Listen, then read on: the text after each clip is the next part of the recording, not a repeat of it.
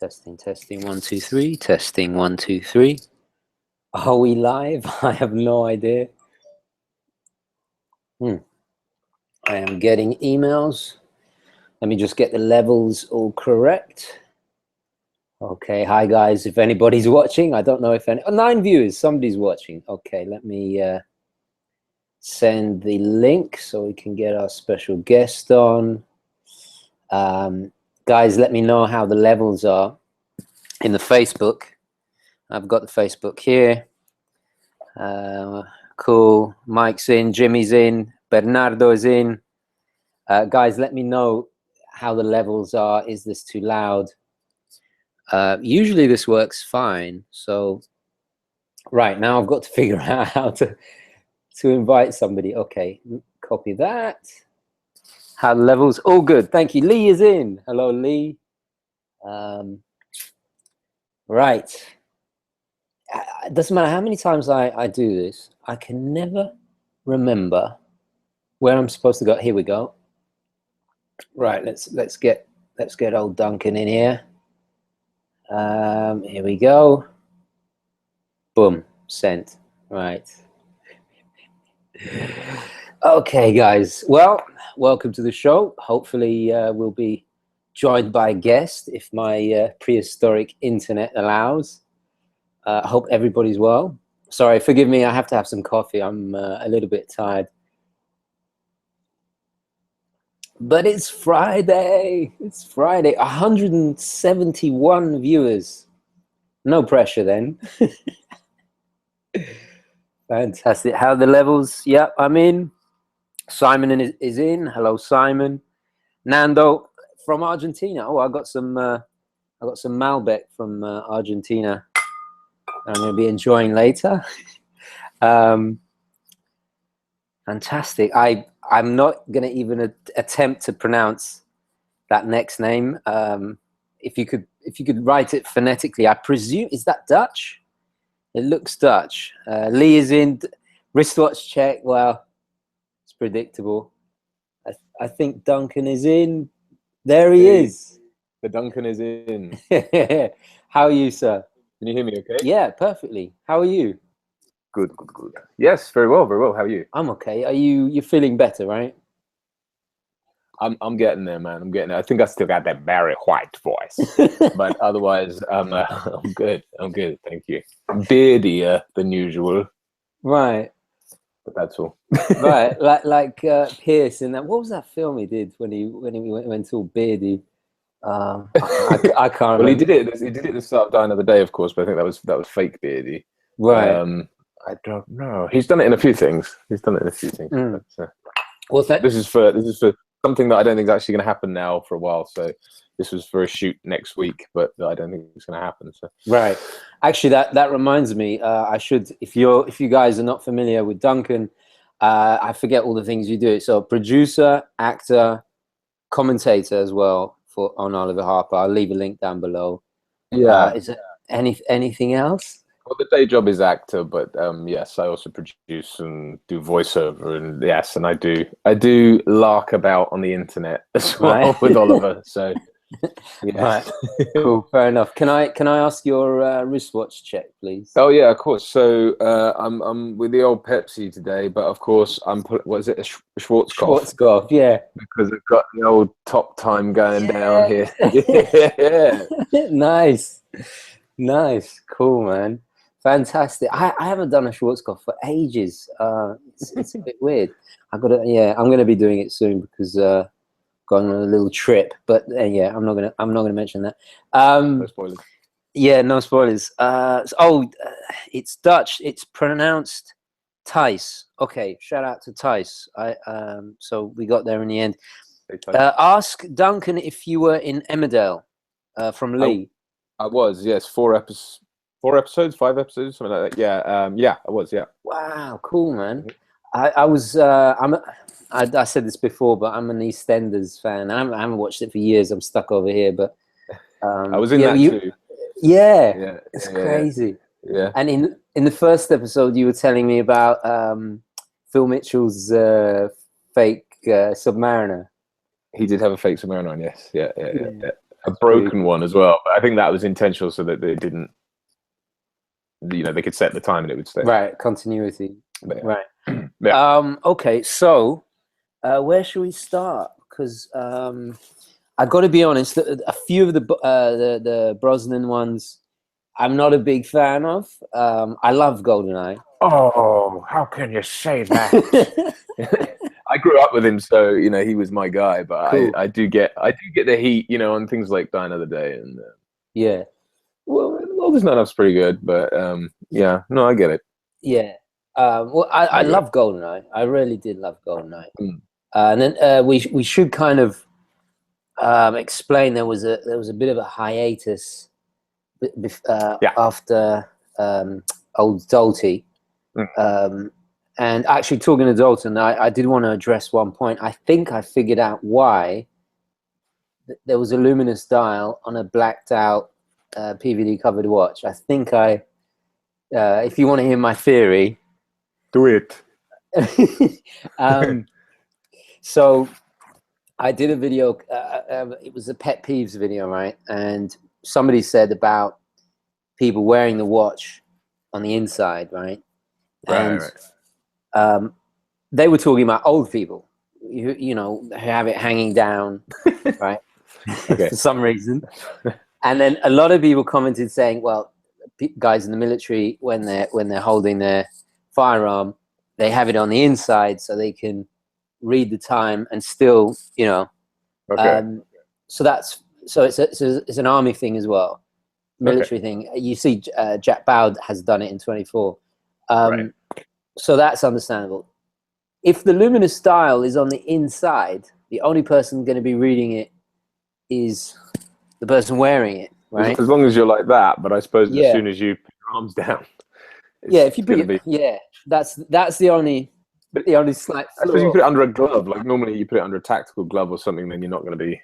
I guess so. Showing it off. I guess it's a stretch, but I thought, why not? I'll give it a go. Yeah, you give it a go. That's a good theory. It's a good theory. Okay, so Goldeneye. Yeah. When was that? 94 or something? 95. 95. Yeah. So 6 years after License to Kill.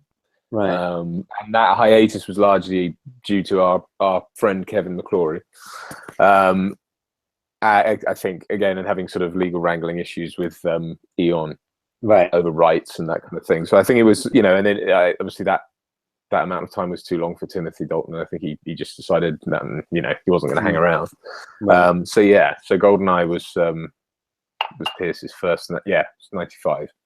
Right. Which is crazy that's now 22 years old. Yeah, it is. I feel very old. But yeah. It seemed like yesterday I was playing on the N64, giving one-shot kills to all of my friends. Be honest. Was it yesterday? it feels like it. Yeah.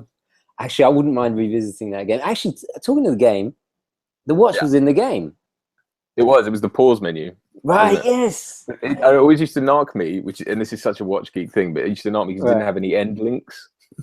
They obviously could be. I don't know why the animators just could be bothered to do end links. So it just would go like, and it effectively when you press like pause, you were doing this. Yeah, which doesn't make any sense. But the game came out in '97, I think. It actually came out at the same time as Tomorrow Never Dies. So it was delayed. Right, that's interesting. It was later, yeah. But yeah, I played it with Oliver recently. Well, in the last couple of years, on his big TV. And because I brought my N64 around, dusted it off, and it works through the RF, through the cable through the aerial. Yeah. Because of the low frame rate, it reminded me so much of being a kid that I could only play for like an hour and a bit, and then I get headaches because the refresh rate on old TVs was so low. They used to just kill my eyes. So that was interesting. That was fun. Like it was really slow though. I can imagine. Really I slow. can imagine. At the time, I thought it was like the most amazing thing. I can remember. I love the way they had the music from the film. It did capture, and the levels were so like geographically they felt like each scene in the movie. I didn't really. I hadn't had that experience before with a game being so faithful to the movie, especially a first-person shooter. Anyway, why are we talking about computer games? Let's go back to watches. So, what watch was that? It was. So that was the. It was in fact this watch right here. We got it. Yeah. So it was the Quartz Seamaster 300. This one's from. I got this in '98, I think. So this is around that same era anyway. Wow. Cool. Yeah, that was, and I'll get you the model number, one sec. It was the 2541.80. So that's the original Bond Omega. Cool. And it had, in the film, I think it just had it had the laser and it had the detonation thing for the mines, or whatever. Yeah. Right. Yeah. Was there actually, going back to the game, was it utilized in the game? And not as a device? Yeah, it did the same thing. So it had because there was a level where they did the thing in the train. So to get out of the train, you had to use the laser to cut your way out, and then it also had you could also use that as a weapon, and it had I think you used it as a detonator for the mines as well. I'm pretty I remote mines. Yeah. I don't know if it's just my wishful nostalgia, or if I do remember it in the game. So it was definitely. So that was a Quartz, right? That was the Quartz. Yeah. Cool. Okay. I do like GoldenEye. I've got a bit of a thing for Femke. Is it Femke Janssen? Janssen. Yeah. Right. Yeah. And I was thinking about this earlier. I was thinking about all the Bond henchmen, the evil henchmen, right? And I think if I had to pick one way to die, I think being suffocated by her would probably better than being bitten by Jaws or Odd Job's hat, Right. Well, Jaws just never seemed to bite anyone. He just seemed to touch his teeth to their neck and then they just die for some reason. Yeah. But Zinnia Onatop's leg crushing. But then you end up like that. You know the Admiral in it. When he opens the closet and the Admiral falls out dead, and he's like, right, like that. That sort of rictus grin on his face because he just got screwed to death, basically. Well, I suppose it's probably the best way to go. Yeah. Totally off topic now. Right. So I just had to mention her because I thought she was really cool. And there are little kind of things in her performance because I rewatched it recently, and her reactions to when Bond puts the tank on the tracks, Sean Bean is he's obviously pissed off, but her reaction, she gets excited. She's like, "Yeah, it's gonna crash." She's like sadistic, masochistic, I suppose. Yeah, I found that hilarious. I never noticed that before. Anyway, so it was late to 90s. What else can we mention about it? I think Lindy Hemming was on record of saying like she chose to use that.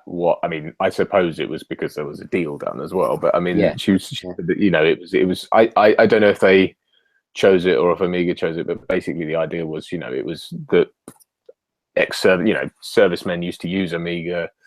It made sense for Bond's character, and actually I think it does. I think it actually kind of makes more sense than the Rolex in a way. If you're going to make it a Q branch thing that he's given, then it makes sense that it's probably makes sense that it's an Omega because of their history with the British military. So absolutely, actually, you make a really good point. I was going to wear my little Omega today, but I had to wear this. I'm still. Oh yeah, we didn't do you for your wristwatch check. You were wearing your very own. My own watch. I had to. Very cool. Yeah. Before I forget the point about Omega, that you raised an excellent point. Until I bought the little the Dunkirk, the little World War II pilot's watch, I didn't really realize how much of a not an impact, but an involvement, I guess, Omega had with, especially in World War II and onwards. Field Marshal Montgomery, he visited the Omega factory twice, once officially and the second time of his own, to pay homage to because he was to thank them really. And And I didn't realize that the majority of the watches, Swiss watches, to the RAF pilots were Omega. And I honestly didn't know that until I started researching about, because the Dunkirk got me all interested in it again. And so now it kind of makes sense, and especially because Fleming was involved. You know, he actually, we should mention the man who would be Bond. I don't know if you've seen it, with Dominic Cooper. I haven't seen it. No, I've seen it advertised. Right, have a look. It's really good, and it kind of goes into the whole involvement in World War II and what Fleming. I don't know how much of it's true, but there's no doubt that the espionage and his involvement in intelligence in World War II was obviously inspired the whole thing. So I think you're right. It's even though Fleming was a Rolex man, I do think Omega is, yeah. I think as well, he was, and I haven't read all the books, so I don't know, but I think the only time it's really described that he had a Rolex, it wasn't the Explorer, it was just a steel Rolex, or a Rolex on an expanding bracelet or something, and he used it as a knuckle duster, but I think it was his own watch. It wasn't one that he'd been given by Q Branch or anything. Right. So it may make sense if he bought his own thing that it would be that, but you know, when you're talking about it's an issue, like it's been issued to him, then it makes sense. I think. Yeah. And also, you mentioned, and again, perfectly good point to bring up, because it's important to this, is that the product placement, the car suddenly was a BMW, right? Which doesn't, in my opinion, doesn't work. It's not Bond to me. And I think Fleming probably would have, disapproved. But it could have been so much worse than Omega, you know. Oh yeah, no, totally. I think it makes the most sense actually. Certainly for the cinematic Bond. I mean, it's one thing and we'll get to talking about obviously the Daniel Craig era, but I think I like what they've done with those. They've done a nice little sleight of hand with the watches, and it's obviously not talked about, but he's obviously got his personal one, and then he's issued one, you know, and I think that's quite a nice touch, because I could see that being I could see him choosing things like that and then abusing them, you know, and losing them all the time and that kind of thing. So, but I think it makes more sense actually, much as of a fan of Rolex that I am. And obviously I like seeing, obviously Bond's Submariner and everything originally made total sense. But I think certainly for the modern era, it's Omega all the way, definitely. Cool. I'll do a couple of shout outs. Who's in? Giancarlo says, "What's up, chaps?" Hey, Giancarlo. Owner of a Gruen as well. Yes, he was he watched the video, I think the first one we did. He literally, I think he bought it within the same week. Good work. Giancarlo is a serious, like I think he's got it worse than me. He's just, it's like every time I mention Matthew's in, he says, "What the dickens is going on, man?" Hello, Matthew. Shout out to Matthew. Guy says, "When am I going to review Damasco?" Well, it's not really related to Bond, but hopefully soon. I've got so many reviews kind of to do. I really want to review that brand. A lot of people have been asking for it. I will get to Damasco eventually, so definitely. Giancarlo says, "When are you going to visit us, my friend?" He's talking to you. Me? I don't know. Maybe I'll have some business in New York sometime soon. That'd be great. Cool. That'd be great. Yeah. Ivan asks, "What do you guys think of the watch for Bond 25 would be? Again, Seamaster 300 or maybe a PO Master chronometer? They would sure have to loosen those cuffs." Smiley face, right? Yeah, good point. I don't know. I pass that to you. I guess we'll get to it down the line, but I think given the way they went with Spectre, it's anybody's guess, because if they obviously really cashed in on releasing a limited edition, so I think they may well do that. I think the base may still be the Aquaterra, but we'll get to that. Right? Yeah, definitely. Yeah, that's a good point. Let's move on. So what was after Tomorrow Never Goldeneye? Dies. Tomorrow Never Dies. The mistitled Tomorrow Never Dies was supposed to be called Tomorrow Never Lies originally, but there was a smudge on the fax or something that was sent over to MGM, I think, or whoever, and it said, they thought it said Dies. Yeah, which actually, I mean, it sounds cooler, I suppose, but Tomorrow Never Lies makes more sense in the context of the film. But actually, kind of in a weird way, my personal favorite Bond film. Really? Yeah, I know it's a much derided one, but it's the first one I saw in the cinema, and I think that's just why it's like I love it so much. But it's one of my favorites. Interesting. So just remind me, is that the one with the actor from Brazil? I forget his name, but it's Jonathan Pryce is the. That's it. Yeah. Elliot Carver. Yeah. Right. So he's the media mogul. Yeah. And we should have said Goldeneye was still kind of the overspill of the Cold War kind of thing. Yeah. And this is something, I guess, a new plot, but well, not a new plot. It's like the third time somebody's tried to instigate a war between nations. Yeah. But I did like the media twist on it. That was pretty cool. It's. I mean, obviously, in the context of all he needed to wait was a few years. I mean, it's funny how he's banging on about print and media and everything, and yet, the internet blew up, and someone made the point of like, if you just spent a bit more money developing, because you know how all throughout the film he's like tapping on this screen. Yeah. Develop that into the iPad, he'd probably not need to worry about. Yeah. Because he's doing it because he wants exclusive broadcast rights in China or something, and that's why he's starting a war between.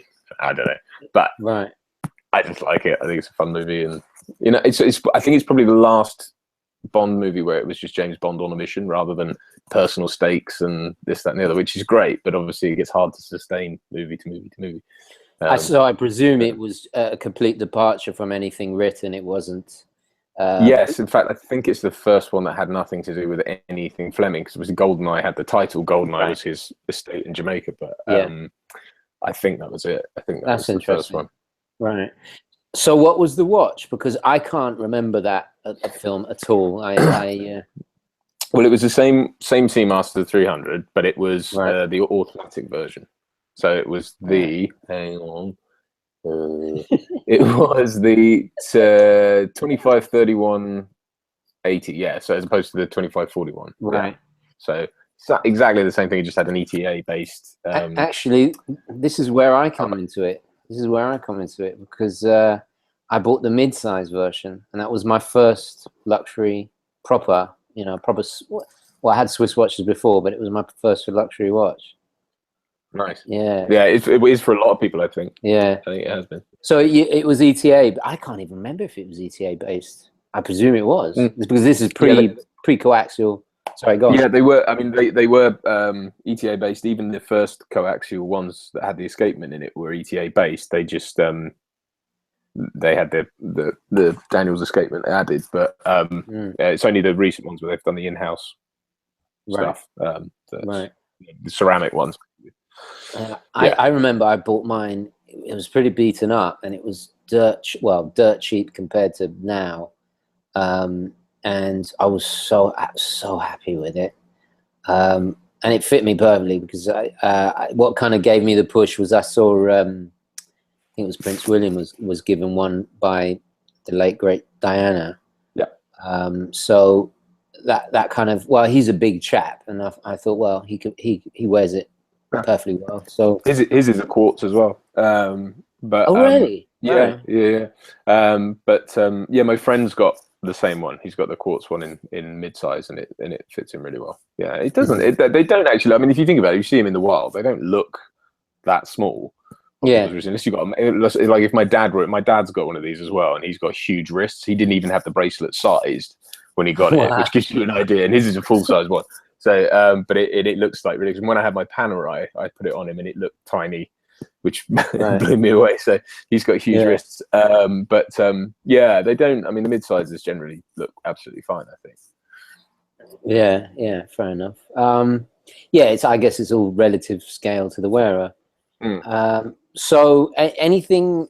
So it was the first Bond you watched, and your favorite. Yeah. So what standout moments? What did you love about it? I think I suppose in hindsight, one of the best things about it is David Arnold's score. It was the first one he scored, and it is just one of the absolute best scores, I think, to a movie in general, but certainly to a Bond movie. I think he brought it up to date and yet kept it really brassy and kind of gutsy and Bondy, and and I just loved it. I think the film loses pace sort of by the third act in a way. And goes a bit wayward, but it's just things like the opening set piece is awesome. It's one of the few Bonds where you've actually got a ticking clock. So right at the start, obviously there's a ticking clock, but then he's got 48 hours. They've got 48 hours basically to resolve the situation. So which puts a nice little sort of urgency on it and a bit of tension. Cool. But yeah, and Michelle Yeoh was great, I thought, and. Yeah, I just really enjoyed it. Right. And it ends in a stealth boat Bond layer, villain layer, which is it's pretty cool. Awesome. How can you not like it? So okay. So then, to be honest, I have no idea. Then this is when I kind of fell out of Bond. I lost. I have to admit, I lost interest. Daniel Craig kind of brought me back. Right. I mean, which is the one with I've forgotten her name. We'll come to it. So what was next?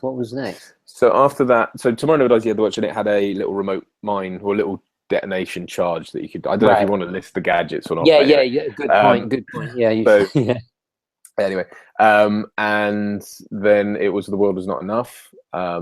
And it was the same watch again. Brosnan had the same watch essentially through all of his films. It's just in Goldeneye it was a quartz, but otherwise it was the same Seamaster. So World Was Not Enough. It was that, and it had a grappling thing came out of it, which is probably the most outlandishly ridiculous. Right. Gadget, Yes, I think I have a picture of it here. It was something like that. Yes, that's right. Yeah. Cool. Yeah, that's never going to fit into a crown.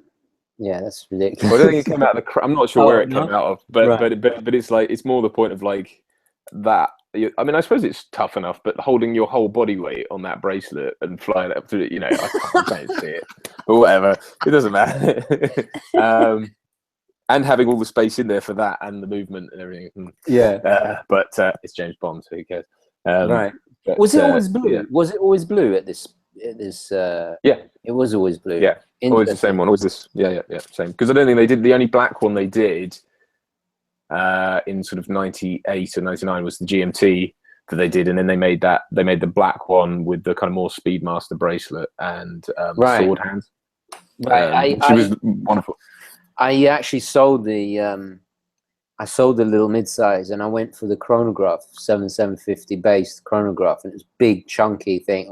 Like 7750 always is, but and that was, it was like a step up, and actually at the time I had gained a lot of weight, so it kind of as I expanded the watch expanded.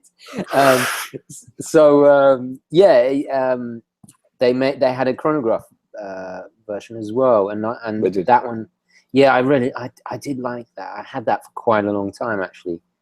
I remember going on holiday, actually, and I met a guy who was the head of marketing for Guinness, weirdly enough. But he had one, but it was the white dialed one with the polished bezel, steel bezel, and I was coveting that while I was there because that was it is a great. I mean, it's a hunk of metal, but it's a very cool watch. Very cool. Do you? I got before we move on to the Daniel Craig's and the more recent Seamasters, I got to ask, the bezel. Do you like the scalloped edge of the bezel? It's never bothered me. I mean, I understand. Having owned, I've owned Submariners and the GMT and everything, and I've owned, as we'll get to, I've owned the more recent 300 Master Coaxial, and that's got the sort of coin edge bezel on it as well. I think the sort of coin edging or more sort of sharper edges is better, but I mean the scalloped edge on mine's never bothered me. My dad's did, because he's not looked after his at all. which is great. He now wears it on NATO's because he just destroyed the bracelet. Right. But the bezel on his just always stuck because it was always getting gummed up with stuff. But that was for another reason. But no, I mean, mine's always turned fine. I've never really had a problem with it. Right. Fair enough. I always wondered where they got that, because the previous Seamasters, it was suddenly this scalloped edge came out of nowhere. I wondered where that came from. But anyway, if somebody knows, if you look on more recent Amigas, they've done it on the back now. Because they've all got exhibition case backs, but on the where you put the tool in. Right. They've Do you all think got it's that from now. that? Interesting. I don't know. I think they've just done it as a design move towards that, but it's kind of aped the scalloped edge now. I mean, even the Planet Ocean has it on the back. Right. But yeah, I don't know why. Yeah. Okay. So yeah. I forgot now. Tomorrow Never Dies. World is not enough. Die another day. Die another day. Just briefly run me through that, because I've completely forgotten. That's the makes the bottom of most Bond movie lists. Right. I think it's not without merit, but it obviously went very, very campy and crazy. But that came out in 2002, and that was the 40th anniversary film. It was the 20th film as well, and it had the watch was the same. Again, it had a laser in it and what did it have? Like a remote detonator. You pulled the helium escape valve out, and it was a detonator. Right. And yeah, that was that. It was the one where he gets captured at the start, which is it sort of starts really interesting. He gets captured and he's in prison and he's tortured, and it's quite a big departure for James Bond. But then is that when his beard? He all beardy. It's when he had his beard, right? And it culminates in a crazy ice palace and a satellite with a laser and crazy. Yeah, absolute craziness.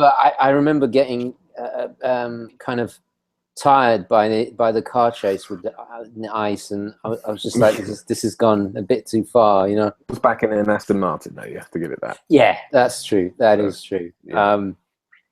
Yeah. What was I going to say? I don't really remember anything about it. Just that's when I lost interest. Who was the Bond girl in that one? Well, Halle Berry and Halle Berry. That's and Rosamund Pike as well, I suppose. Was right. One of the Bond girls. Yeah. Well, at least there was something good about the film. Yeah. Toby Stevens was in it, who I think is a great actor as well. So it wasn't bad. I mean, again, I think it's one of those films where if you look at it piece by piece, it's all right. It's actually got some really cool stuff in it. But yeah, it does. It airs on the sort of campy side. I think as well because of the time. You had Austin Powers was right at its apex. You had so many other Bourne and all these other things sort of doing the genre in a more kind of gritty and grounded way that Bond had been. I think they were kind of doubling down on the other side of it to try and not be that. And I think at the time it was sort of derided because it just wasn't in keeping with the kind of zeitgeist anymore. You make a really good point because I think. You mentioned Jason Bourne. They did a kind of 360 with the is it a 360? They did a 180. 180. Yeah, with because they came back kind of gritty and a bit more back to reality. Well, that reality with Daniel Craig. So what was the last Pierce one? That was Die Another Day. That was 2002. Right. And what happened? Did Pierce just? Well, as I understand it, and from what I've heard or read or whatever, it was partly due to Sony buying MGM, because MGM controlled or had basically controlled 50% of the rights, I think, and that's actually changed just recently. And there's talk of I think Disney buying up some of it or something. Anyway, but Sony got hold of MGM, and at the same time they managed to get the rights back to Casino Royale to do the original story. Right. And so I think there was a big push from Sony to cast a younger Bond to get back into to try and keep up with the sort of Bourne thing.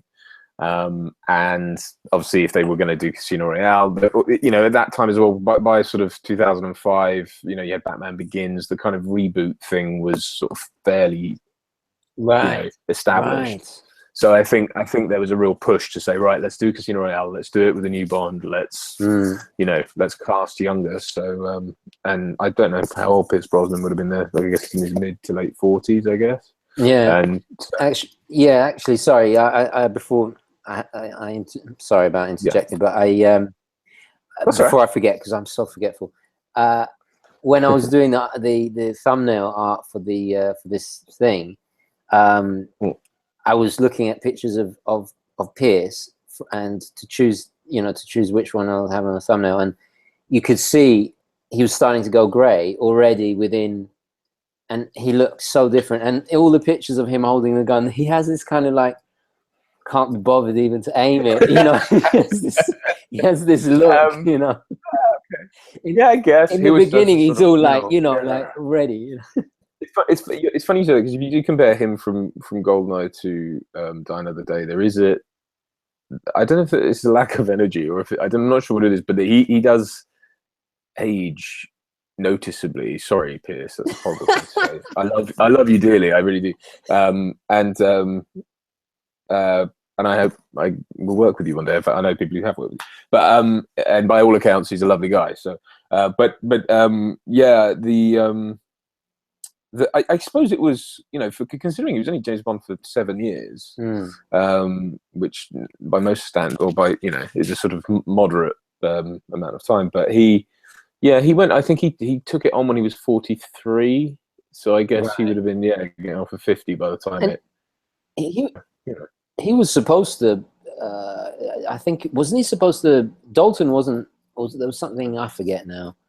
I think his wife passed away. I think we covered this in the last. Yeah, we covered. So he was basically, just to recap. He was originally cast as James Bond, but he had a clause in his contract for Remington Steele, which was that TV show he did. Right. Yes. Which had something like 30 days to renew, and literally on the 30th day, because all the publicity he'd been getting for James Bond, there was a lot more interest in him. So they said, right, we're going to renew it, and we want him. And the Broccoli's couldn't hang around and wait for him, so they had to push on with Timothy Dalton instead. So that was, so, you know, I think I felt if the things had gone the way they were supposed to, he probably would have taken over from Roger Moore and at that point he would have been much more established, I think, because he would have done, I guess, 6 films, which is, you know, more like it. I got to ask, because certainly it had an effect on me, the Bond Seamaster. Did it make you want to buy the watch? I mean, did it inspire you to buy the watch? Did it have some? Yeah, well, I was 16 at the time, and I got into James Bond through Goldeneye. That was the first, because I'd been forced to watch them by my dad. I don't know if we covered this before. My dad used to make me watch the old ones. Right. I thought they were terribly boring, which they're not at all. But I mean, for a kid, it was, I guess, about golf. I remember golf. Yeah. Which is, and I just thought they were really slow, again, which they're not. But I remember seeing Goldeneye and being like, whoa, you know, and then I had to see the next one in the cinema. Hence why Tomorrow Never Dies was the first one I saw in the cinema. But I'm not sure how the watch came about. I had a making of Goldeneye book, which I still have somewhere, in which it had the watch. You know, it had the Seamaster. And I remember looking at it and going, yeah. And then I don't know why, but it just jumped out at me. And I hadn't really been a watch guy up until that point. I mean, I was 16. Or 15 or something. What were you wearing at the time? Do you remember? Sorry? What were you wearing? What watch were you wearing at the time? Oh, I don't think I really wore a watch. I had the odd one that would then go missing. I had an Elise watch that my dad gave me. They're Swiss, aren't they? Elise is, they're Swiss. It was Swiss made, I think. Yeah. Swatch, Elise. I can't remember something else. But I coveted the Seamaster for a long time, right? And then ended up saving up and being able to get one. And my dad put a little money in for me as well as a sort of 16th present. So I was very lucky, 16-year-old. Wow! But then the thing is, I mean, nowadays that sounds preposterous because they're like $3 or $4 grand propositions. But back then, I think a quartz Seamaster was 800 quid or something. Yeah. Just under 800 quid. So it's not, you know, I think it was 795 or something. So I mean, imagine picking one of those up for that now. It's just Yeah, I picked mine used. I think it was just over 500, and it was pretty. I didn't have box papers. It was banged up, but it was, you know, original, and it was a Seamaster, and I was so happy. Yeah, I got to share this. I got to share this picture. I'm not sure if it will come up. Someone's with the SKX. Oh, nice. Show. Who is this? This is Chad, and he's put hashtag chuffed. Nice one. Nice. Cool. Good work, Chad. Yeah, actually, I've got mine on the Bond NATO. I was trying to do a little bit Bond there. Nice. Now I can't go back to the thing. Okay. Right. Okay. So Casino Royale was next. Casino Royale. Yep. And when was this? 2006. 2006. Right. And Amiga stayed on, obviously. Yep. And they made what did they have in? Because he did wear the older Bond for. He had the Planet Ocean on the rubber strap, the 45 mil one, I think. Right. And that was his. I'm not sure what they were saying. I think that was supposed to be his personal watch, I want to say. I don't know. He changes halfway through. So yeah, he ends up with the last half of the film. He's got the 300 again, but it was the coaxial one. So it wasn't. Right. It was the updated one. So it had the red text on the dial, and it was a slightly different, you know, design dial wise. I mean, the watch itself was exactly the same, but the movement just had the coaxial escapement. Yeah, but yeah, he wore essentially the 300 for that, as well as the Planet Ocean. Cool. What do you think of the Planet Ocean? It's a great watch. Yeah, really great. I remember when Quantum of Solace came out, which is we'll talk about in a minute. That I loved the 42 mil version of that. I thought that was I thought it looked to me like that's what the design was meant to be based around, and that the 45 was just monstrous. It worked better on the rubber strap, I think. But the amount of people who I think went out and bought the 45 mistakenly thinking it was what James Bond wore, and then and it wasn't at all, because it just was massive. I mean, I remember trying one on, and it was like that, plus because you had the solid end links would just like overhang your wrist, and it was huge watch. And then the chronograph was based on that, so it was even bigger. Wow. But I loved the I mean, on a rubber strap it's fun, but yeah, the 42 mil one I thought was the really sweet. Yeah, I actually reviewed a slightly later version of the 42, and I was really impressed. It felt it's so substantial, but you know, how it felt like it was how it's supposed to be. And it did remind me, its design definitely reminds me more of the mid-60s Seamaster 300s that I reviewed also the watch, you know, the infamous Watch Co. one. And I love that. That was actually, well, that was issued. I think that was issued to various parts of the, can't remember if it was the Navy or, anyway. Go watch the video, guys. I can't remember, but yeah, I really like that design. I thought it was yeah, and I like how it kind of updated, you know, new Bond, same Seamaster, but you know. Well, I had a bit of a theory on that, which was that they were kind of going for the sub on a strap look as best they could. I may be cynical here, and I don't know. And we'll get to it later on, obviously, because they really went in for it later on. Yeah. But I had this sort of theory that he was kind of going for that look of, you know, it was the black on black diver with on a black rubber strap. You know, it had echoes of Connery, and you know, and I don't know if that was a sort of nod or a tip of the hat or what. And it was also Amiga introducing a new model, so it was absolutely you know, fair enough. But I thought that was a cool watch for him to have. You know, it was a rough and tough thing, and then when he's sort of more refined, the first time you see him in a suit, you know, he's got his 300 on, so he's a bit more refined at that point, and he's kind of becoming James Bond. And it was, you know, it always felt like, I think with certainly with Pierce Brosnan having worn it for 4 movies, it felt like a kind of part of the uniform almost. It was like a yeah, right. He always had it on, even the bracelet's so distinctive that it just sort of, I don't know, it looks like James Bond. I think you raise a really great point about it being dressy, because I think part of the appeal of the I guess we could call it the Brosnan Seamaster is that it wasn't that chunky. It was a little bit more refined as a diver with all those edges. It was a little bit more intricate. It wasn't the planet. Yeah, thin as well, isn't it? Yeah, thin. Yeah, you could, that slides under the cuff beautifully. It's and I think the marketing, the pictures of Pierce in a tux wearing it, I think helped as well. Yeah. I don't, obviously the Planet Ocean is a totally different animal, but yeah, that's a really great point. That is interesting. So Mads Mikkelsen was the baddie, right? He was, yes. Yeah. And the sheep. He's incredible. I mean, he's really incredible. He's one of my favorite actors. He's brilliant. I think he's astounding. You watched Hannibal? Sorry? Have you watched Hannibal, the series? Oh, yeah. I adore it. Very dark. Very yeah. But the cinematography is amazing, and I think Lawrence Fishburne is another one of my favorites. And oh, absolutely. And I forget her name from X-Files. She's gorgeous. Yeah, Gillian Anderson. She's absolutely gorgeous. I think. Sorry.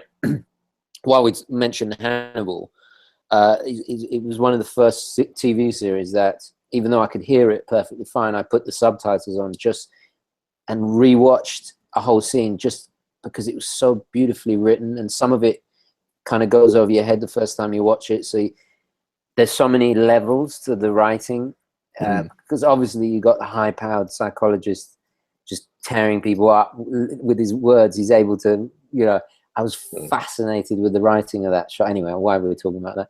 Mads Mikkelsen. Mads Mikkelsen. Right, there's a link there, Yeah, great show. Not for the squeamish, definitely. No. Yeah. We always watched it at dinner time, and which is a mistake. It's the only time I get to, eat. It's the only time I'm not working. So, it was not. Yeah, we had to pause it and put something else on.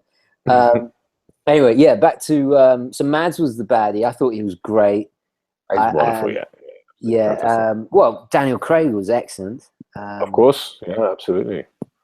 Yeah, and he was up against a lot of backlash. I mean, I think it was also at a time with the internet and stuff where that sort of thing wasn't as big a deal as it is now. Like now there's social media as well, so it's kind of like, when there's casting choices and stuff like that, we're used to it. Like Ben Affleck's Batman, there's websites, there's this, that, the other. But I remember at the time, like sort of 2005 when it was announced, there was someone created, websites that was like craignotbond.com and all this sort of stuff. And there was real sort of backlash against him, and I loved the fact that the first poster I think they released, and I had it on my wall, him at the card table in his tux with his hand on the Walther, and he had like, you could see the Seamaster in it as well, which I thought was cool. But that sort of, and he was sort of looking down, his eyes looked shifty, and it was really sort of a dark shot, and he looked like Connery, like he had a really sort of Connery-esque look to him. I just thought, this is going to be good. This is going to be good. And then, obviously the film came out, and I thought it was absolutely outstanding. I thought it was probably one of the best. You obviously you have your favorite, but then there's also ones you can say that are objectively probably the best of the series. And I think that has to be it.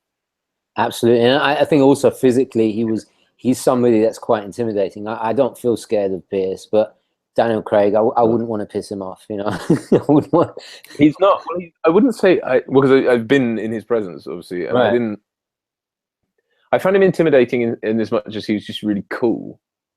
I was like, he was like the cool kid, and I was like, the loser. So I guess that, but he does look like certainly on screen and as Bond, he always looked like, he looks like someone he manages to be charming, also, I believe he would kill someone. Absolutely, and that's absolutely. perfect. And it opens with quite a unglamorous murder. He literally, it took it right back, because Pierce was very suave and very he had that kind of that fantasy element where you like, he's cool and he says he has that very that suaveness. That's the only word I can think of right now. But Craig brought this. He was more like a thug, but still able to, the balance, like you said. Which is what Bond is, really. He's someone who is at odds with all the kind of pomp and circumstance, like, especially, but he is someone who's out of place. He's, it's said in Casino Royale, the stuff about him going to a private school, but at the grace of someone else. He didn't come from a wealthy family. He's had a chip on his shoulder his whole life. He dresses that way because that's what he's sort of supposed to do. And it's a really nice touch, actually, in Casino Royale again, which is like, and it's done very deliberately, I think, when he meets Vesper Lynd.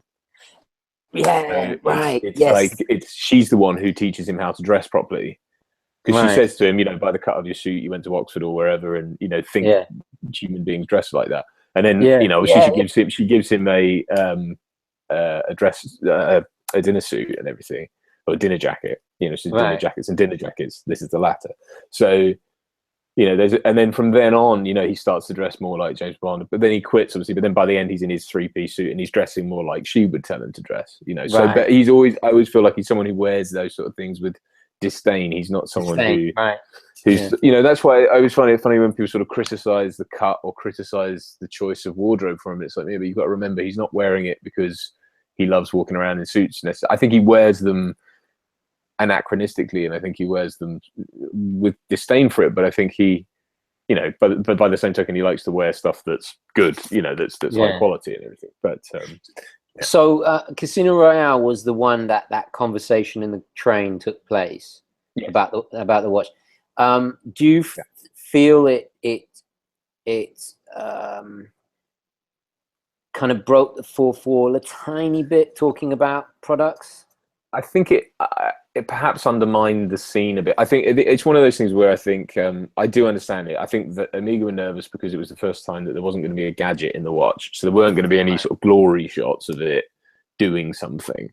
So I suppose there was a push there to say, well, bloody mention it then.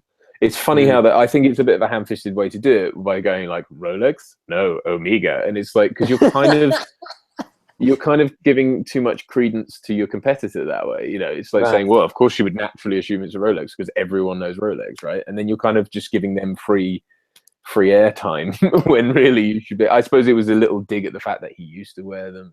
Yes. But I think I don't know that. I don't know. I would have gone about it quite that way. But I suppose it's when you look at the dialogue, it is a natural.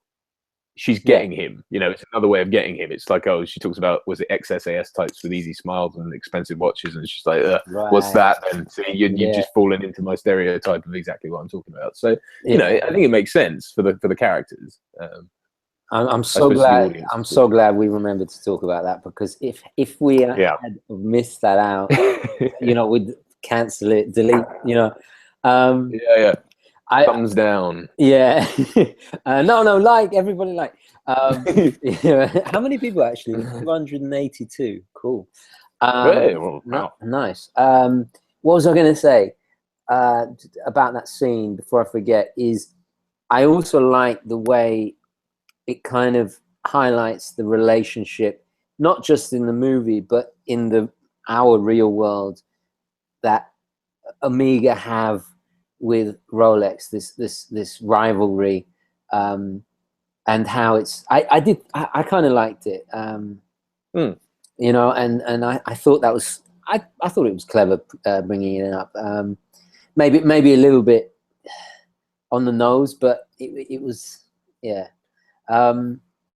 Anyway, I'll do some quick shout outs. Tomas has shared is that your whole collection, Tomas? I don't know if you can see that. No. Can you guys see that? Pretty cool. he's got. Oh, that's the cocktail time there.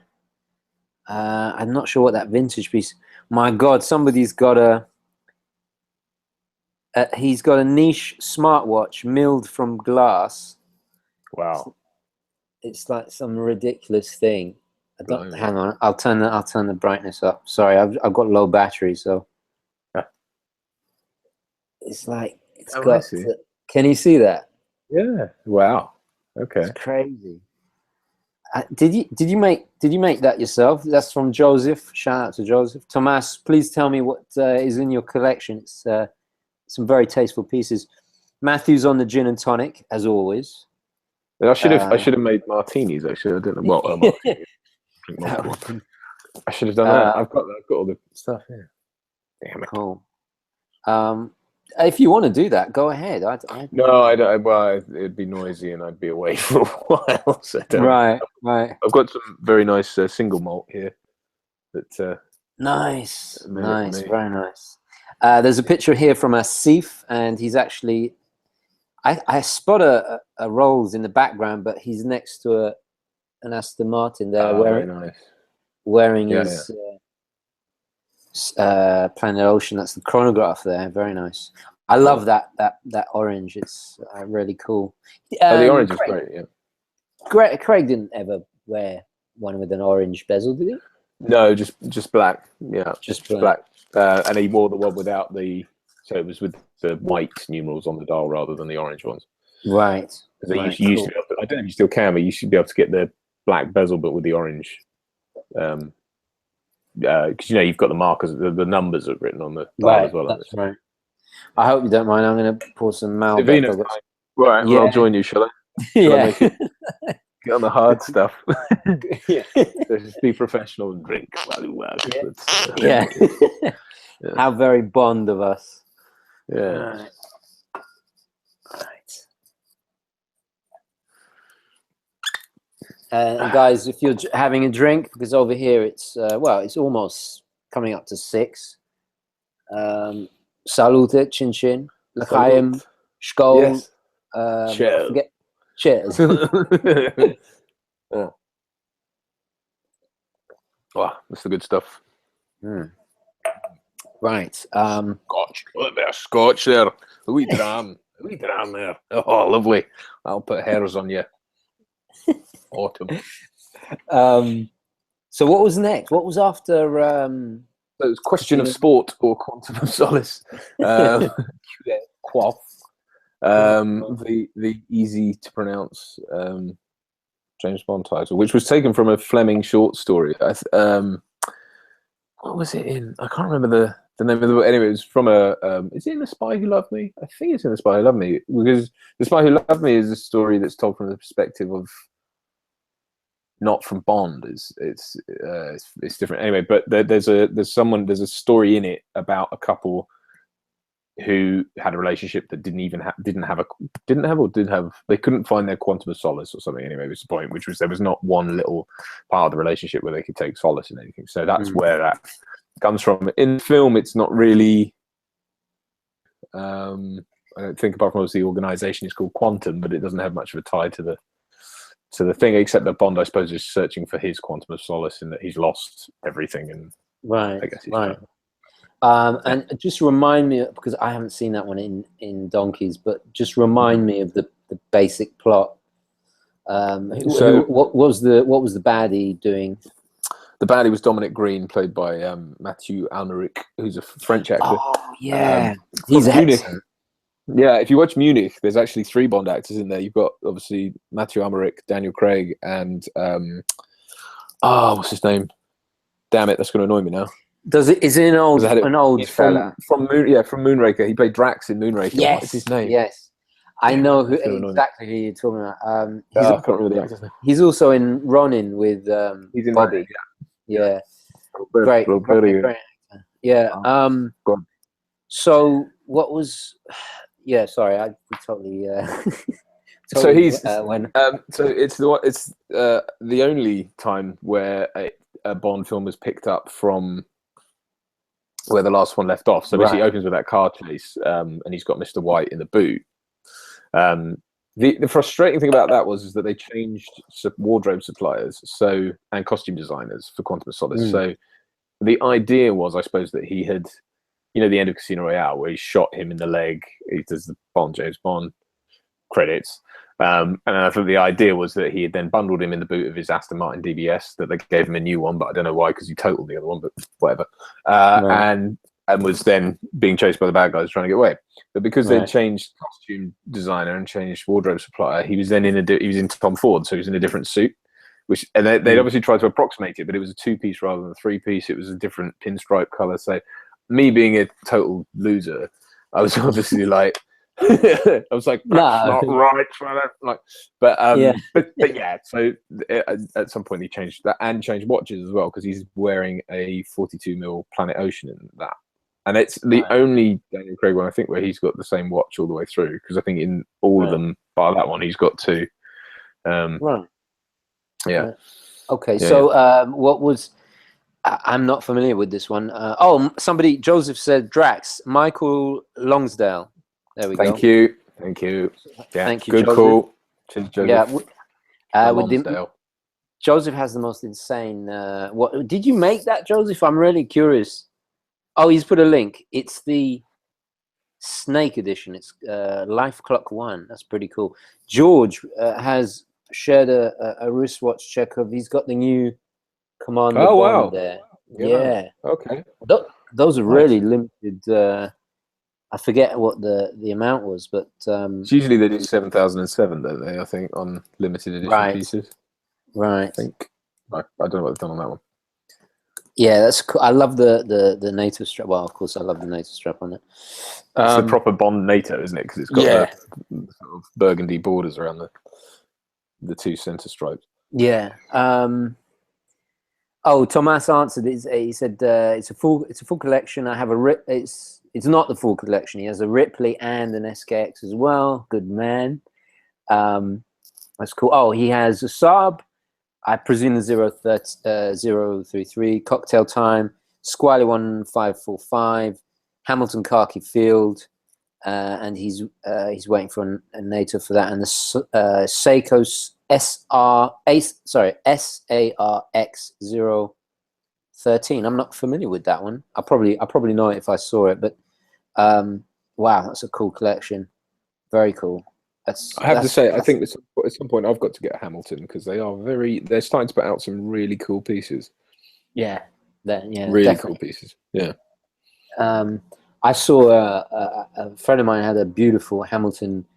I think it was Fontaine Bleu. It's like this. It's named after a French castle, and it's like this really crazy, insane case.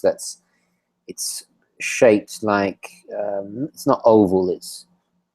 It's like a capsule. It's very retro and sci-fi, and I think it was Panda Dial, and it was insane. I mean, Hamilton have got some insane watches back in the day, and they did the watch in 2001, which is really very retro and crazy. I'm not a fan of it, but yeah. While we're on Quantum of Solace, Jeffrey Wright, who plays Felix Leiter in that, wears a Hamilton. Is it a khaki? No, it's the one. Yes, he does. Do you know what I mean? X-wing. X-wing. Yeah. Okay. Yeah. X-wing. Yeah. Oh yeah, nice. I'm so glad you. Well, thank you. Bringing it back to ball. Yeah, nice.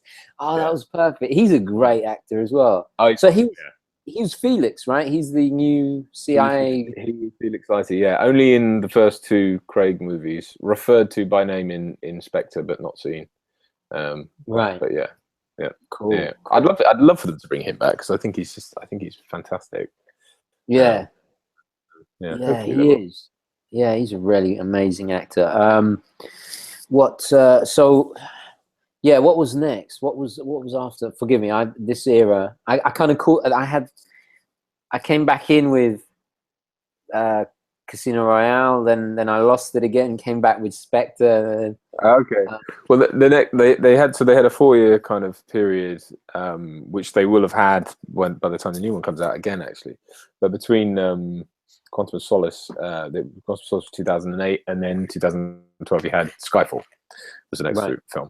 Yeah, which I worked on. But there was a delay. I'm not sure what the cause was. I think it was possibly the rights again, sort of being right.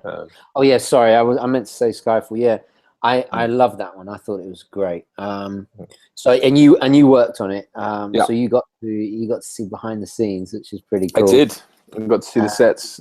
I was an extra basically, and yeah, which is not something you should admit to as an actor, actually being a professional actor, but it was one of those opportunities to sort of get on the set, and I was, I mean, it was a sort of featured role supposedly, but not really. But it was just cool to be there, to see it all.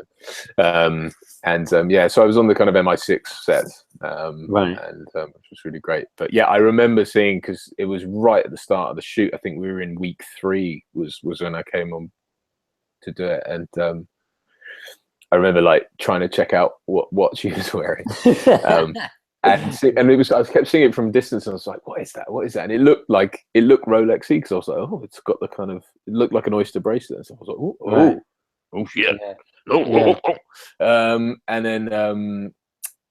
And then I realised it was the Aquaterra that he was wearing. So because it looked, kind of had that explorer look to it, which I thought was really cool. Do you think? What do you think? Honestly, what do you think of him wearing an Aquaterra? I don't mind it. Again, like we were talking about earlier, I think what they've done with that is they've kind of gone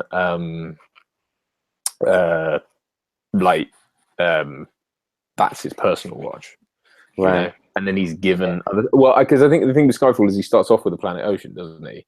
And I think the idea, even though it's a ceramic one, I think we're supposed to sort of believe that that's his one from Quantum of Solace, and then he loses it. He probably sells it for money or something when after he's been shot, and he's just bumming around in Turkey or wherever, and then gets the Aquaterra once he's back home, and I presume that's his personal watch or something, but I don't know, but it's a guess. But that would imply that technically he's a watch collector. So that'd be cool. I reckon he must be. I reckon he would be, because he's obviously got if you've got a closet, if you can afford a closet full of Tom Ford suits and all that kind of stuff, then you can afford a few Omegas of this sort. Yeah, and people that usually appreciate, kind of high-end clothes and cars, that eventually they're gonna usually go towards watches as well. I got to say, I really I loved Javier Bardem as the baddie. I thought he was incredible. I thought he was really sinister and very disturbing, but yet I kind malevolent, I suppose. It's the introduction to him is so perfect, because he's just doing that monologue walking down the corridor, and the whole like bunk bunk bunk bunk bunk, and then and it just landing on that, they only eat rat. It's just that last sort of button on it. You have to your nature. It's very camp, sort of. But camp and absolutely terrifying, like which is very intimidating. And I don't know if have you ever seen a film called Perdita Durango? I haven't, no. It's directed by a Mexican director, but it's an American film. Actually, it's got James Gandolfini in one of I think his best roles that nobody ever mentions. The American title is Dance with the Devil, and Javier Bardem, he plays this voodoo priest, this Caribbean voodoo priest that he's absolutely insane, like homicidal and completely off. Like the whole premise of the movies, they kidnap some American kids, take them to Mexico, and that's pretty much, and get involved with this exchange with the gangsters and blah blah blah. And chasing them is James Gandolfini, who has this terrible luck, and it kind of implies that there's some magic to Javier Bardem's character. Anyway, before I ramble on too much about this film, it's the most polar. I mean, he's a villain, but it just shows the variety of his acting, that they're so different, but yet he's equally terrifying and completely out of control. The Bardem in Skyfall is very kind of controlled, and it's it's just bubbling. Well, his I think the key to his success in that regard, because you look at like No Country for Old Men and stuff. He's someone who obviously spends a lot of time with his makeup, hair and makeup, and wardrobe designers, and meticulously goes through and puts it together there, so that by the time he turns up to work, all he's got to do is stand there and look at you. You know, No Country for Old Men. He's not menacing. Like, he's not acting menacing. And I mean, this is true of any of screen acting. You don't act menacing or evil or dangerous. It's far more intimidating to just look. You know, be deadpan and just look and be, you know. But if you've done all the work, like the thing with his hair in No Country for Old Men, and the same in Skyfall, actually, it's the hair. Yeah, the hair. I'm very walking on it. He's got great hair. But it's the hair. It is the hair, and it's that thing of, you know, it's just something's off. You know, he always picks something, whether it's teeth or it's hair or you know, Skyfall. He's got that kind of perfect complexion, and he looks too put together in a way, and it's like there's just something off about him. And if you do that prep work when you come to be on camera, you don't have to. He doesn't have to act menacing at all. It's, in fact, if you just boil down his performance in Skyfall, he's pretty much just, you know, he's doing things like little bunk bunk bunk, and he's making all these weird noises, and he's being funny a lot of the time. But there's just, you've had the setup and the build up to him, because it's not revealed till about an hour into the movie, and you hear from all the other characters around him how scary he is. But when you finally meet him, he's not. But that's the sort of Hannibal Lecter thing as well, isn't it? It's sort of the build-up, and then when you meet him, he's just a polite person who's quite charming, you know. And that's But that's the danger, you know. So. Well, you just highlighted exactly the point why I'm very lucky to have you on the show, because these are the insight, you know, an actor can really give to us, and especially talking about a franchise that is so. You know, laden with watches that we love. Before we forget, do we know what watch did he wear? A watch, Javier Bardem? Did he?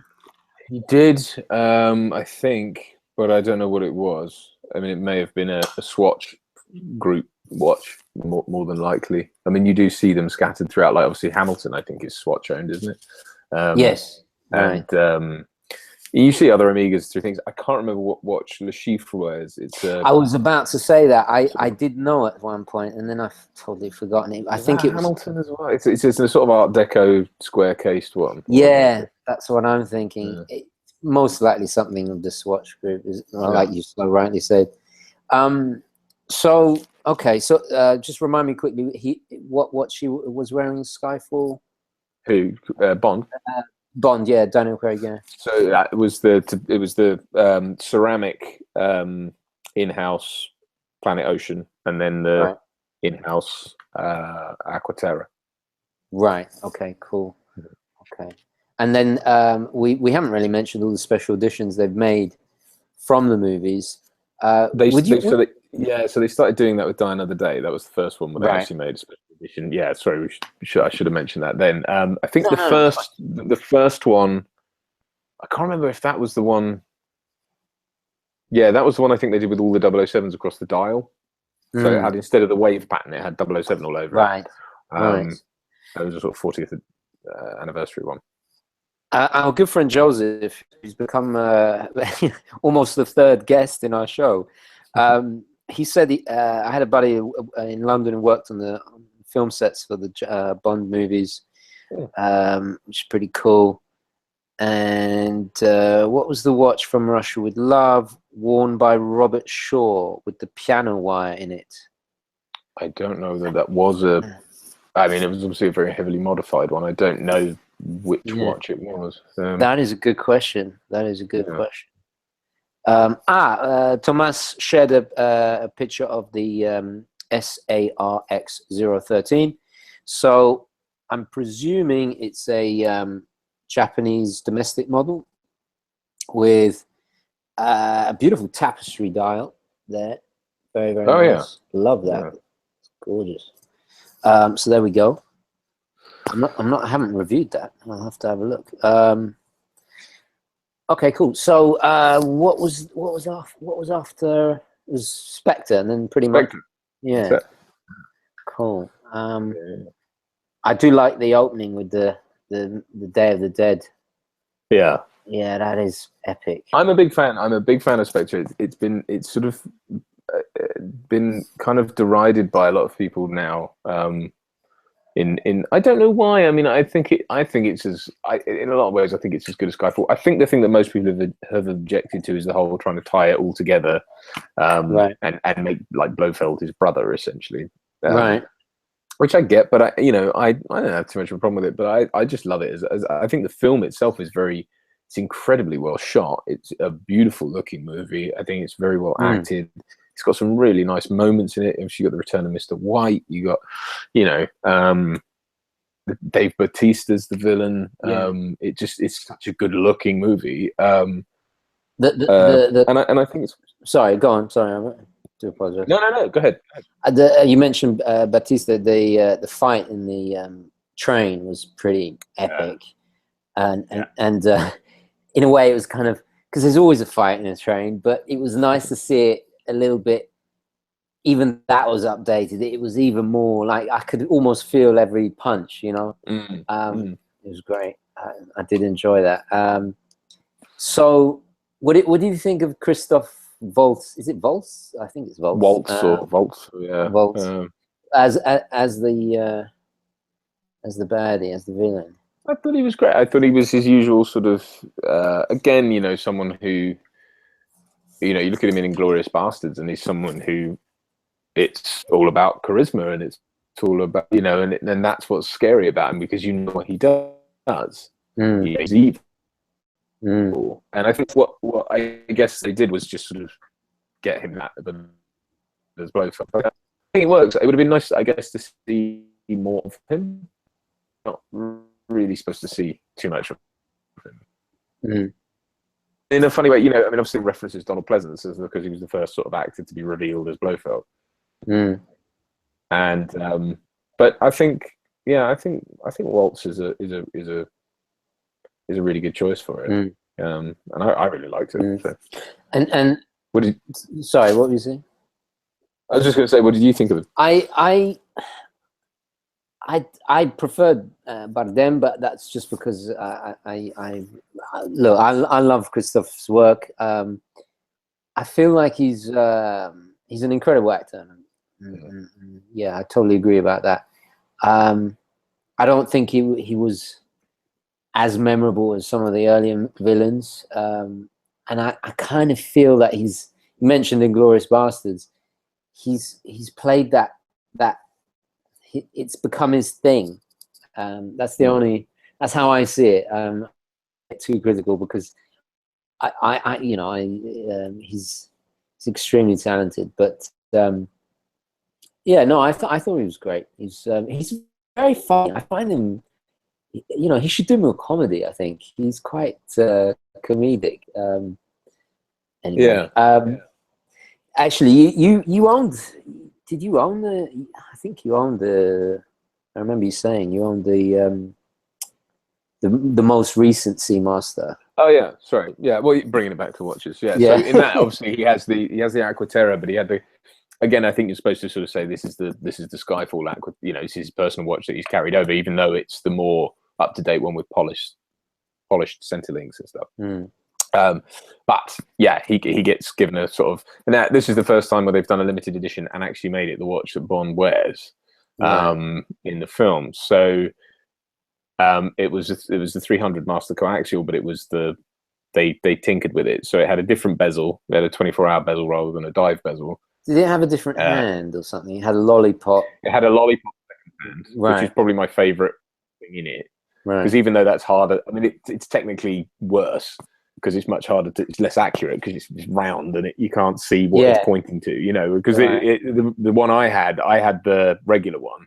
Right. So I didn't have the special edition. I had the chance to get my hands on a special edition one at retail when I was in Amsterdam for like $5,000. Wow. And I nearly did it.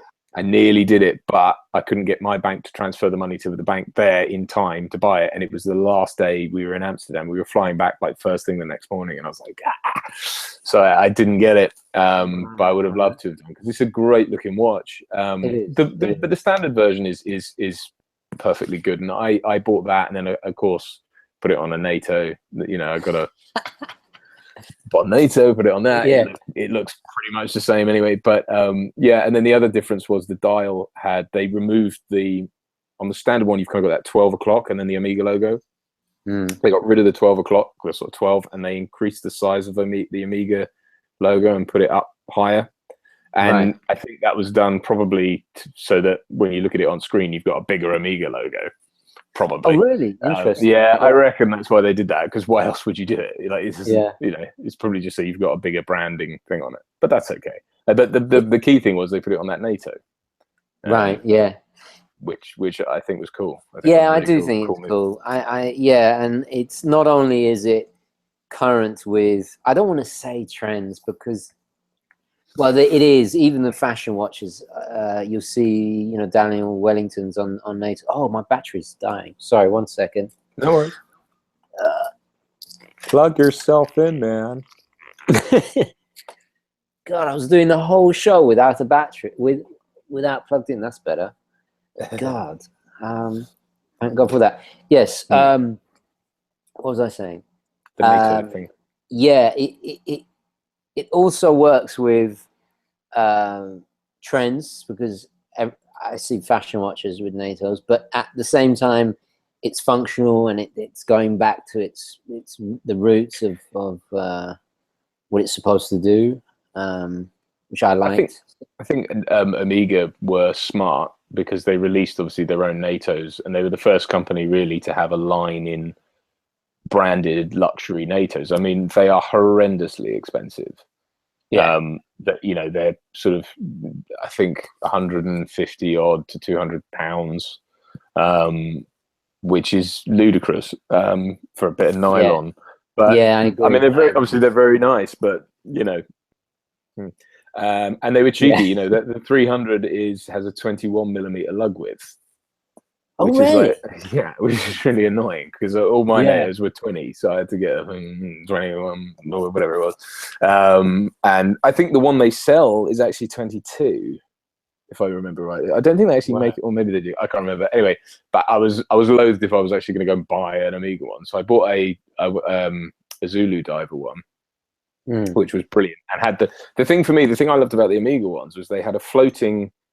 This is getting really technical, but it had a sort of floating. I should have brought it downstairs. They had a floating second keeper, and the buckle buckled like sort of on the south side of your wrist, so that the watch would sit, you know, on the opposite side. Because most NATOs tend to buckle like just on the side. Right. I don't know if yours does the one you wear, but it's that thing. So everything's just there. You know what I mean? Yeah, so the buckle sits quite far around, whereas the Omega ones would sit there, and you could move the keeper more, so you had more of an adjustable. I think so. But then I found Zulu Diver make exactly the same thing for a fraction of the price, so I just bought that. But they were smart to sort of jump on that and make their own thing. And then it's funny how since then Hamilton do them, but I guess they're kind of part of the same group. But IWC do it, which is not a, you know, you look at IWC watches and go. Really, it's a diver thing. Yeah, I don't know why, but they put it on their pilots' watches and they put them on all sorts of stuff. So they're all trying to do it. They're all jumping on that, which is fine. I mean, it looks cool. And Tudor do it, obviously, but they've done it for a long time. Of course, yeah. I think you made some really good points there. I think. Sorry to totally. No, not at all. Paul has actually shared a picture. He's actually got one there. Oh, there you go. The group. That's what I'm talking about. Yeah. See, I would have loved to have jumped. See, I mean, I'm, you know, I you know, full disclosure, I probably would have sold the one I was going to get because they were just. I did it, but I say that, but then I did that with the barber jacket. I bought the Skyfall barber jacket for retail because I was looking at those on eBay because they were limited edition. Right. And they were going for something like $1,000, and they were for a barber jacket. Yeah, they were 400 quid new, and I got my hands 399. Got my hands on one, and then I liked it too much, so I just wore it, and you know, scuffed it up and stuff, and it looks even better now. But I just thought, oh, maybe one day I'll sell it, but no. I didn't know that it had that very classic Omega. So mid-century, it actually reminds me of the 57 Speedmaster, the broad arrow hand. I forgot Yeah. that it had that. That's cool. Yeah. That The is standard model really has cool. those as well. Right. It's literally the only difference is the bezel, the dial where the logo is, and the lollipop hand. Nice. That's the only difference. No date. No date as No well. date. Nice. No date. It's a wonderful watch. I mean, I wish I still had it. I sold it to my soon-to-be brother-in-law because he wanted to buy it, and he paid me more than I paid for it, so that's fine.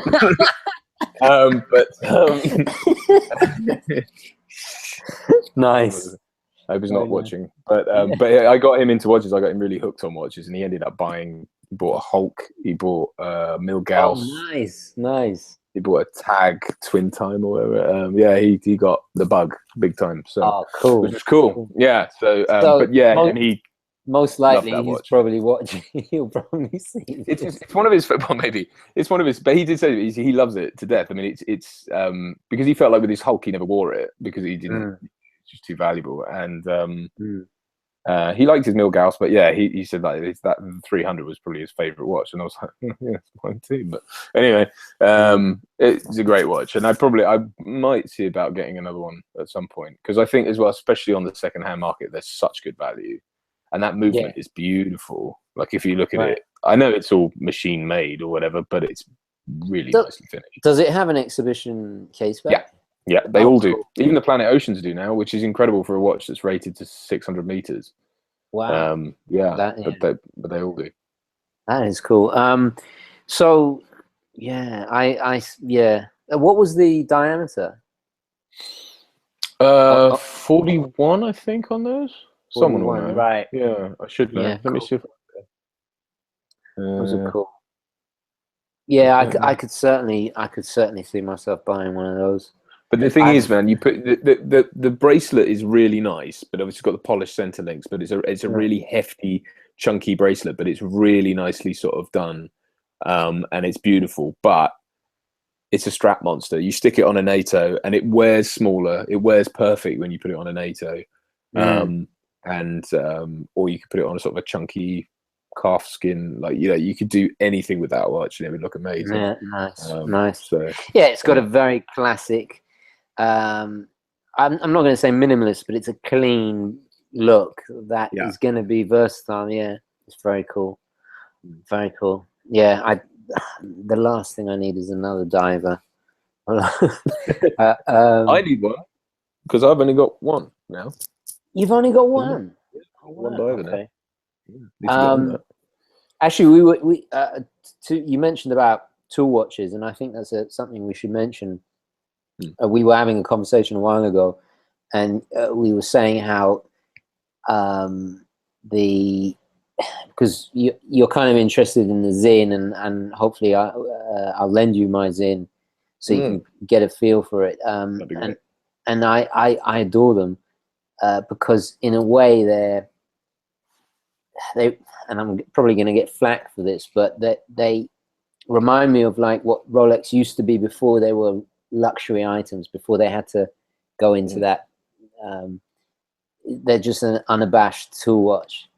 And I think that's what I kind of like about Omega. You don't, with the Rolexes, I baby my Rolexes, you know. It's frustrating. Do you know what? It's frustrating because I love the kind of Paul Newman, Steve McQueen attitude to Rolexes, like which you can have with something like this, which is it has that tinny look. You can wear it with disdain to go back to the Bond thing, but it's that kind of thing. You chuck it on. It can look part of a casual outfit. It can look part of a sort of rough and tough thing, but you just can't. Given the value of these things now, and it's not necessarily Rolex's fault, but the fact that like this, I bought for what 1,500 quid or something a few years ago, and now is worth. But I see them going for 6-7 grand, and you just think, well, that's a lot to be walking around with on your wrist. It starts to become a bit of an investment. You don't want to ding it anymore because, it's like, it's worth a lot of money. It's just not, and it's not their fault. It's just inflation. It's blah blah blah. They've made improvements. I know they have kind of gone a bit more down the jewelry blingy line, but the sub and the GMT are still hardy watches. It's just. Yeah, I know what you mean. I think Tudor have really filled that gap as far as the Rolex family are concerned. But the Zin really does have that kind of appeal of something that is still very much focused on its function, but that, you know, I love the fact that you can personalize them. They look like strap monsters. You know, you can chuck anything on them. They look very, you know, what's the word, customizable in that regard. Yeah, I think they're great. I think you're absolutely right with that. Yeah, Jimmy's just shared. Jimmy from the group, he's shared a picture of his U1. Nice. Probably the most well-known diver from Zin. I love that watch. Those things are tanks, absolute tanks. They're ridiculous. A little bit kind of divisive with the Lego hands, but yeah, I love them. I really do love them. Anyway, I think we've pretty much covered it all, haven't we?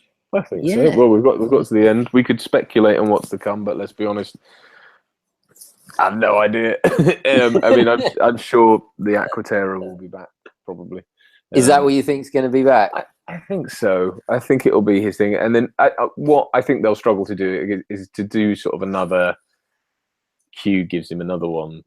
Then oh, guess what? It's another special edition of something else. You know, I don't know if they'll do that. I think. Quick question: the previous, the last Seamaster, it didn't have any special gadgets, did it? It was just a watch. The one that joke. The one in Spectre. Yeah. No, it was a grenade. It was a grenade, right? Okay. Don't forget, he does a thing and it does all that, and then it's a countdown, and then he gets out of that chair, doesn't he? She throws it at Blofeld. Right. That causes Blofeld's scar. Yeah. Right. Cool. Okay, so it did have a gadget, right? Yeah. Fair enough. Well, then in that case, I think the next one will have to have a gadget.